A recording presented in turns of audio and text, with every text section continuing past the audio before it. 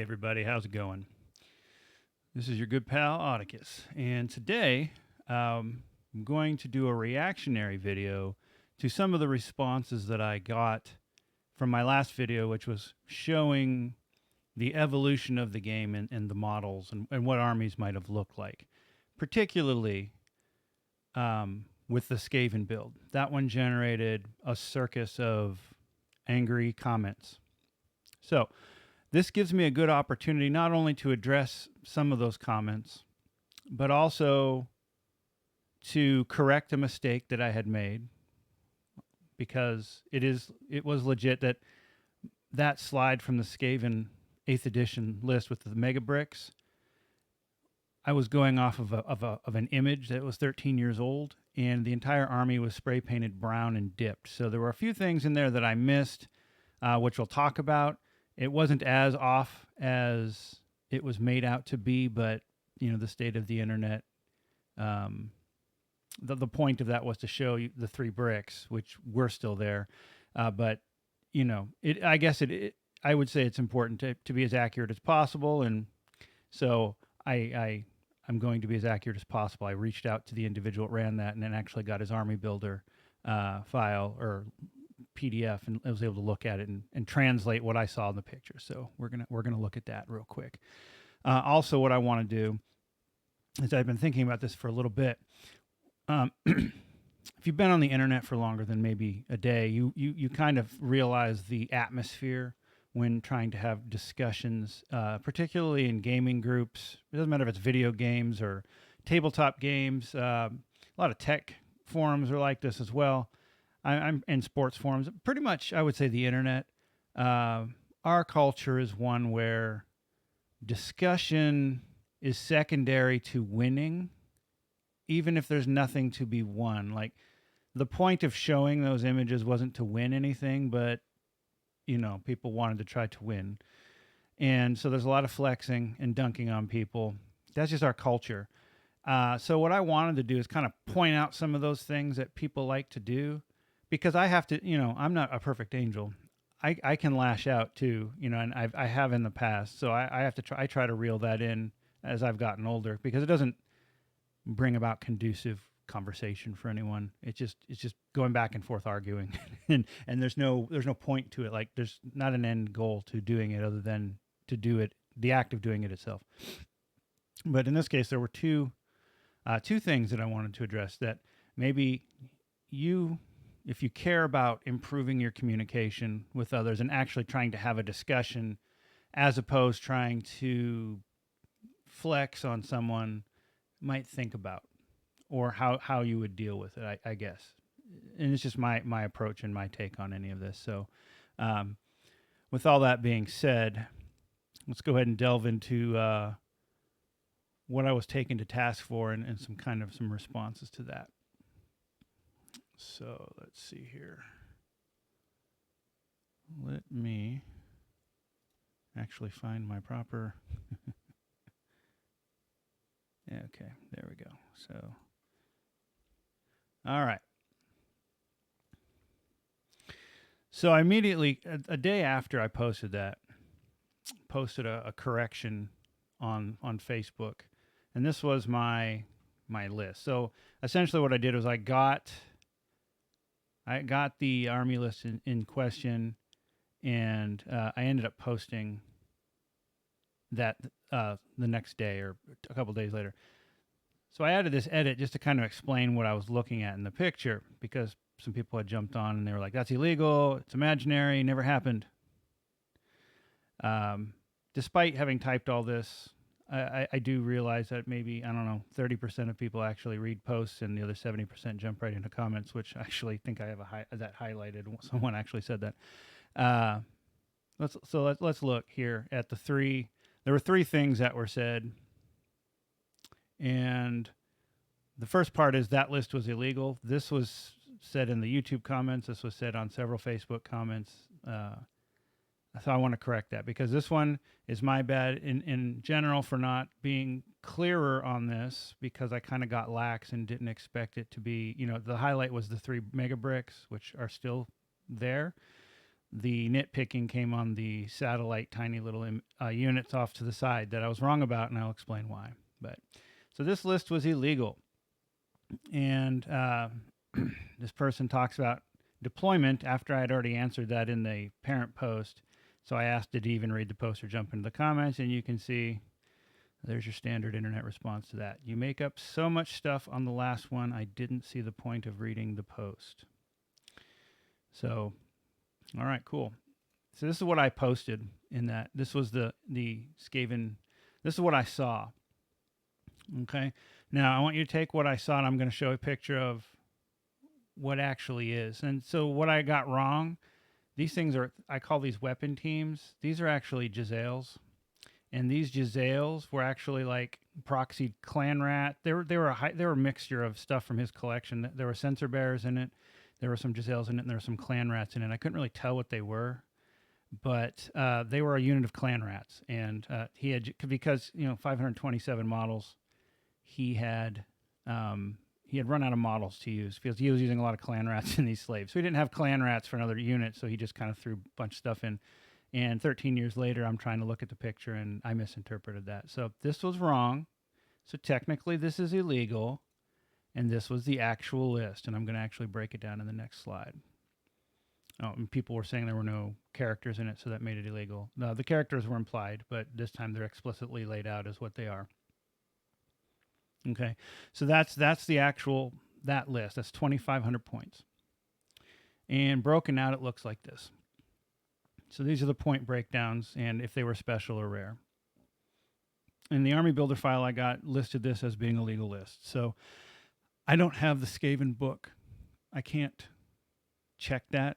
I'm going off of what I was given, and that says it's legal. So I'm just going to say that's legal.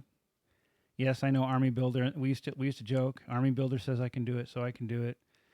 There were 3 variations of this build running around. There's one with the Plague Priest and the Plague Catapult thing, and then there was another one that was similar. It had the Gracier and the Bell, but it had a different configuration of slaves. I think it had like 100 block, 100 block, 100 block, and 100 block of Storm Vermin or something like that. And then it had more bigger things, but it had 4 big giant blobs in it. So those were what we saw quite a bit. All right, so that's me apologizing for putting up erroneous information or not clear information. I wanted to clarify that. I don't want to leave pieces out there that looks like it's been fabricated or was a lie or it's just wrong. That's not what I was trying to do in the first place. Was really just to highlight the big bricks, but here we are. So apologies. Now I want to go over 2 common fallacies I see in the wargaming community, specifically in the wargaming community, and my reaction to that.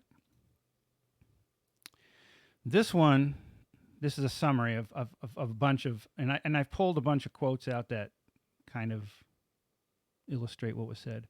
There's 2 things here. One of them is the fallacy, and that's the list is imaginary. Okay. So here we go. Ah, yes, my favorite topic on this group. Yield the imaginary games I totally definitely played of 8th, made it the worst. Ha ha ha. Lol. Okay, the real question I have is what unit in your army is getting killed by Skaven slaves? So there's a couple things with this. Number one, they're just saying, well, I never saw this, so obviously it never happened in the globe. You're making this up. You're a liar. This person right here is not interested in good conversation. This person's not interested in constructive conversation. This is flexing. Getting killed by Skaven slaves really isn't the point of that build. I want you to attack my Skaven slaves if I'm the Skaven player, because that's a cheap, relatively speaking, unit, and you're going to spend a few turns chewing on it. So it's not really the Skaven slaves doing any of the damage, because that's not the point in that army. And anyone who's played Warhammer should know that. Slaves aren't there to kill things. They're there to tie you up. And in this case, you have a unit that can tie you up for quite a long time. The length of the Skaven slaves unit do not fit in the deployment zone. And then someone responded, that's because this didn't really happen. All right, so that list is imaginary. You can't even deploy it properly. Okay, so nowhere in my post did I say this is how you deploy the unit. I'm showing you an image of basically if you were to look at that, you know how people bring their armies on sideboards? That's what you'd be looking at. Now, how it's deployed, it's not, obviously it can't be deployed like that, and that, I never said it was. They deploy the slaves wide, and what they do is they move forward in their movement phase in the beginning of the game, and they redeploy them to make those giant columns. That someone would ask that, like, okay, so here in this case, what you do if you're this person is to ask that question instead of being aggressive and accusing. You ask that question. And if you've been playing Warhammer for longer than a week, I don't understand why that's even a question, because number one, I never said it was deployed that way. Number two, you should know that you can just move in and do a reform or add, you can reform or you can add ranks. That's one of the, you can move like half speed and add or remove ranks. So yeah, that's my reaction to this. And then we have, given how illegal this list and deployment is, it's safe to say this is 100% made up. So again, the deployment.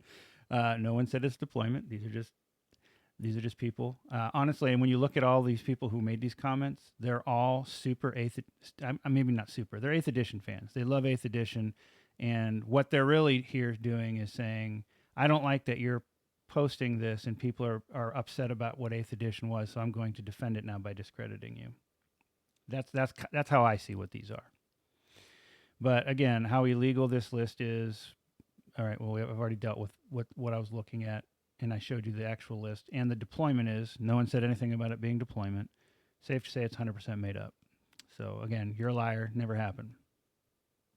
Here we go. I'll take things that didn't really happen. So again, this list is imaginary, you're lying, you're just making it up.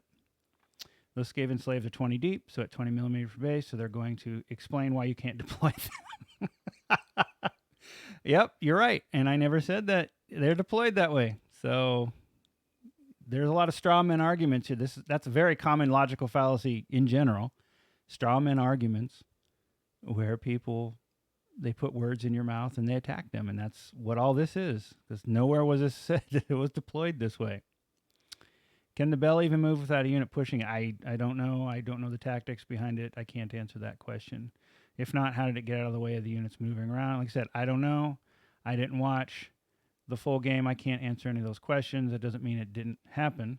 That didn't mean the player didn't have a clever way of using it. I don't know.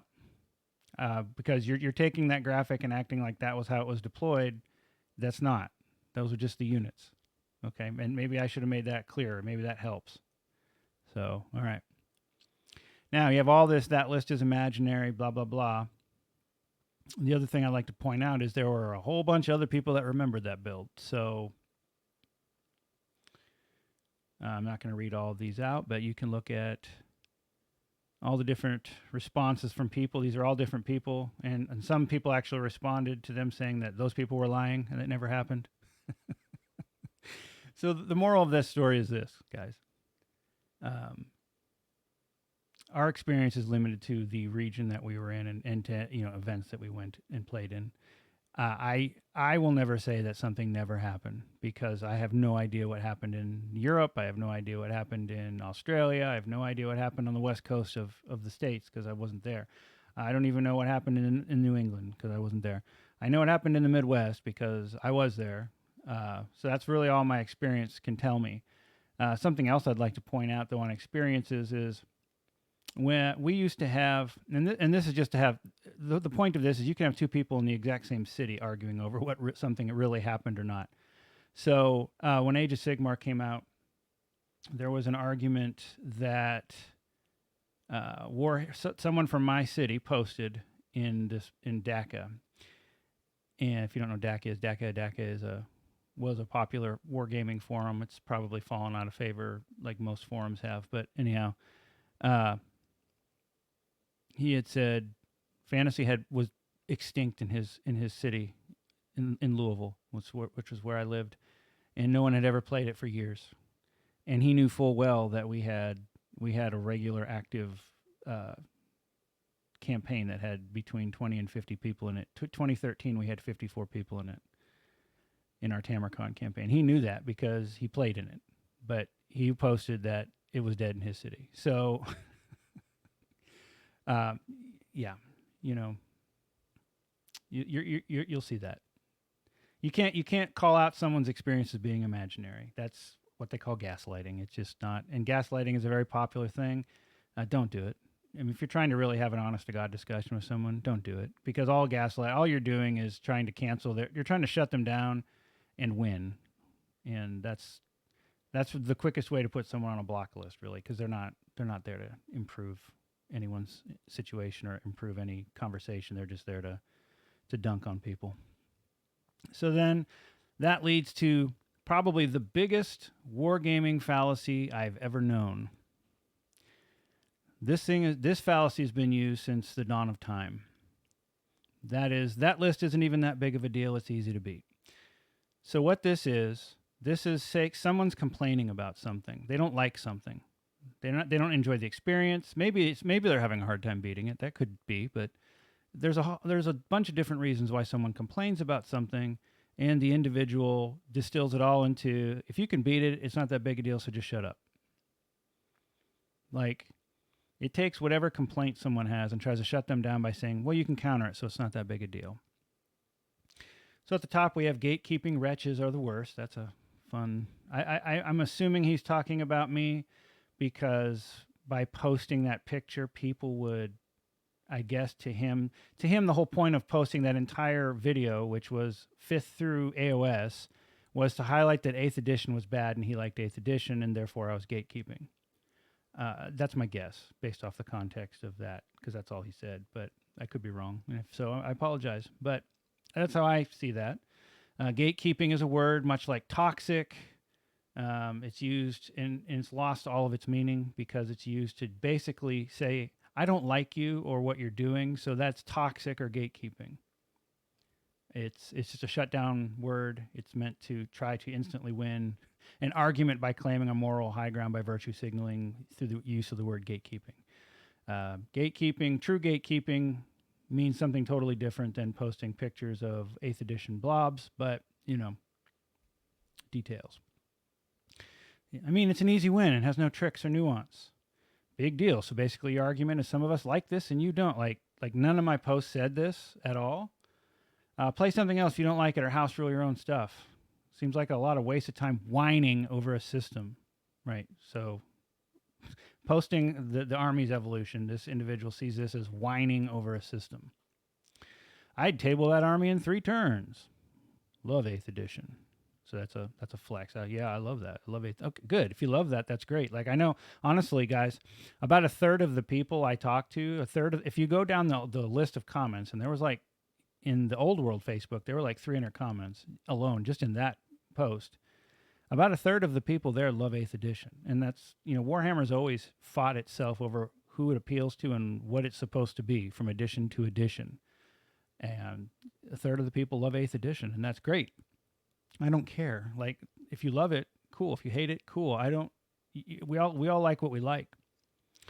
However, your other criticisms basically boil down to it's bad because you need to learn and develop your approach to the game. On that basis, chess and Go are both awful games as well. So, again, he's distilling this. If you don't like something, it's because you don't want to have to learn and develop your approach to the game. I will guarantee you that every single one of these people is a competitive tournament gamer. And that's not slamming competitive tournament gamers. So if you are one and your hackles just got raised because you think I'm busting on your balls, no. But competitive tournament gamers approach the game with one goal. Is usually it's balanced. If one army if one army in a book can win, it's balanced. Even though the rest of the army might be crap, because I don't care, as long as one army can. Right? I hear that a lot. And as long as there's a counter to something, it's fine. Okay, well that's great. But other people play the game for different reasons, and there are many things that have counters. Like, for example, first turn charges. I hate those because it removes the element of maneuver from the game. If I can just charge you in turn 1, I don't have to set anything up. I don't like that. That doesn't mean I can't beat it, because in 40K 3rd edition, I had to deal with Blood Angels that could do first turn charges. So, like, the art of bubble wrap has been around since the 90s at least. It's not that you can't beat it. It's just not the experience that people want. So all these comments are basically saying, I don't care how you approach the game or what you want out of the game. How you should want of the game is if there's a counter, you should be fine and stop whining. So it's not very conducive to a good discussion. It's flexing. Again, it's flexing. and it's trying to say this is how you should be approaching the game. And you're not going to get any. All you're going to get is people arguing and no one. That's not constructive. Easy win, to be honest. I don't see the problem with this army. Okay, cool. This is so easy to counter. I love that. This is so easy to counter. If it was that prevalent, I doubt it actually was, you could easily do something as simple as taking the Lore of Death, either Doom and Darkness, or kill the General and Battle Standard Bearer. You could also take some chaff units and tie those units up, because it's so easy to do all that. I'll address this here in a moment. A lot of people here are complaining about hordes ruining the game. Did they ruin the game, or did they just challenge you to think differently? So this goes back to, some people just don't want to see units of 200 models on the table. If your approach to the game is it's a puzzle, it's a tactical puzzle, how do you beat it? Then yeah, you love this stuff because that's great, and I get that because I used to be that person. I understand that, but not everyone wants to see 200 mega bricks. They just don't. So basically, there's a couple seeds to pull out of this. The first one is you have to look at what other people want out of the game, and it's not always I can't beat this, so I'm complaining. It can be a lot of different things. It could be I don't like how the models look. I don't like how 200 models in one unit look. I don't want to play that. That doesn't feel like the army game that I want. Like for me, I love 6th edition because if you have 6th edition, you have a bunch of moderate-sized units and there's a lot of elements to play with, and people aren't just shoving everything into one unit. Some people loved the hordes and the big bricks, and they were inspired by that. And great, you can't take that away from those people, but you certainly can't take away the experience other people want if it's not what you want. Now, this is so easy to counter. I love these. If I had $1 for every time I heard this said about a meta build, I would have retired a decade ago because this... All right, so back in 40K, I started with Dark Angels in the 90s, and they were horrible. So I switched to Eldar, and I did that because I was at a Rogue Trader tournament. I'm going to go ahead and turn the slides off here. But I was at a Rogue Trader tournament, and with my Dark Angels, and I got destroyed, and there was an Eldar player there who had an anti-marine list, and that anti-marine list shredded everyone. I mean, literally, it just destroyed everyone, and he placed, I think he either won or took second, and he was very impressed with his own ability, let's just say that. And the reason he won, everyone played Marines back in 3rd edition. Like, when I say everyone, like 8 or 9 armies out of 10 were either Blood Angels, Space Wolves, or Black Templars, for the most part. And then you had the extra army on the side was something not one of those armies. It could have been Dark Angels, but they weren't even that good. Or Eldar was popular in that minority group because they could shred Marines. And tournament tables had very little terrain on the table, so there was no cover. I saw that. So I was new at the time. I was young, new. I was like, I'm going to do that. So I grabbed the Eldar army that he did. I built it. And suddenly I was winning tournaments. I was placing high in regionals, and I placed high at a grand tournament. And I thought I was good. And really looking back, it had nothing to do with being good. It had to do with the fact that I was running an army that was the hard stop to what was the most commonly seen army out there. And as long as I didn't have to face like orcs or Tyranids, I was going to win, or I was going to do really well. I think I lost 3 times with that army in 2 years before I got bored and switched over to my Chaos army. That doesn't mean I'm a super awesome player. That means that everyone was running Marines and I was running their hard stop. But when you talk about that list, oh, the Eldar army is so easy. I would just take a bunch of heavy bolters and and do this, and they're right. You could. You're building my anti-army. But here's the catch, and it doesn't matter what edition you're talking about. It's so easy, except that when you go to a tournament, you don't usually, if you're trying to do well in the tournament, you don't counter build a minority army. If you know 1 in 10 of those armies are going to be an Eldar army, you're not going to build an anti-Eldar army. If you know that 9 out of 10 armies are going to be Marines, you're going to build an anti-Space Marine army, right? In 8th edition, when that Skaven army was running around, yes, it has counters. I never said it was unbeatable. That was never even my intent. I never used those words. So those are words that were injected into the conversation as to my point, I guess, to attack them. And again, we call that a straw man. Never thought it was unbeatable. You can certainly beat that army. But in tournaments, why it did so well, at least in my region, why it did so well, wasn't because it was unbeatable, wasn't because it was a great army. It was because very, very few people had that many models or wanted to own that many models or paint that many models, because in tournaments we had to have our armies painted, to put that onto a table. So in 10 armies, you might see that Skaven army once. Now, that Skaven army, I saw it at the GW store. I saw it at a few of our other stores in tournaments regularly. But, our fantasy scene was big. So we had any given tournament, I have a dozen players at a minimum. And that might be one of those armies because that wasn't a meta army. So because that army was difficult for those other armies to beat because those other armies were trying to build against what they thought they would most commonly see. So whenever you hear, oh, that's so easy to beat, that's so easy to beat if I give you the opportunity to bring a counter army to play. And maybe you're just assuming, and a lot of people do assume, and this is I guess a viable situation, that we're going to play a pickup game and I'm going to bring that Skaven block, and then you're going to be able to sit at home and just build an anti-army and show up in the store and just win, and it's no big deal. And I'm sure that happened. That's not what I was talking about. That wasn't even a problem. Like, I wasn't even bringing that as a problem. That was just, this was an army that was seen in 8th edition. This shows you an egregious example of mega bricks. That was full on point, stop, the entire point of that video. Whether you can beat it easily or not, I don't care. That's not the point of the army. That's not the point of showing it, is how easy you can beat it. I guarantee you, and a lot of people say you can beat things easily. Within in tournament situations, they fall on their face. You know how many times I was told that your army's trash, and then they wouldn't do very well. And I used to say that when I was younger. I got beat. My first time that I got beat by a trash army was in 2006, and it was for a Warseer. It was Warseer at the time. It was Portent and moved to Warseer. It was a battle report because I used to do the battle reports back then. I was one of the people that did a lot of the battle reports for that site. And I traveled to Evansville, Indiana in 2006 to take on a fellow who had an Empire army that was basically mostly core troops, mostly state troops, with my vaunted 7th edition tournament army. And I was like, this is a trash army. And he beat me. He beat me well because he was a good player, and he exposed me for not being a very good player.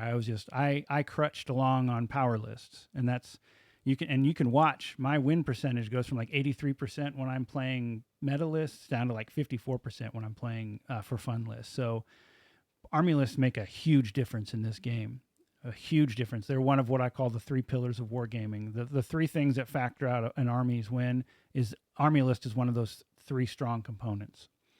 You take a strong army away from someone who thinks that they're good, and a lot of times you'll see just how really good they are, which is often they're okay, they're middling, but they're not, they're relying on tricks and stuff from that list. So the whole point of all that is it's so easy, anyone can beat it. It's not even a counter argument to what I was saying. It had nothing to do with what I was saying, because I never said, man, this army's so hard to beat. I never said that, but that was somehow used as a counter argument. But second, when someone tells you that something's so easy to beat and it's easy, just cool, whatever. Because odds are that they probably couldn't beat, if they were going to a tournament, and they wouldn't be building for that army. They would not have. They would have been building for whatever was common in their meta. And ours was like the high elf army with the big giant white lion blob that had the world banner dragon in it, that gave that whole mega brick and all its characters in it a 2-up invulnerable or ward save against magic. So like that was a common army, or the Council of Light Empire list was a common army. You'd be building to face that. And if you saw the Skaven army across from you, you wouldn't have the optimal configuration to beat that. You wouldn't be having the death lore, and all of these mortars that people were posting, because that wouldn't have done any good against a lot of the common armies, at least in my area. So you wouldn't have done that. You only would have done that if you knew you were fighting the Skaven. So anyhow, that's my reactionary video to those comments. If you're trying to have a decent discussion with people, step off the brake, or pump the brakes a little bit on the aggression, the accusatory. That's a lie. You imagine that. Otherwise, guys, if you're in conversations involving those people, either don't respond or put them on block or whatever, because they're not there to enrich the situation. They're there to antagonize and to show you that they're better than you. which is quite honestly useless. Until next time, my friends, stay safe.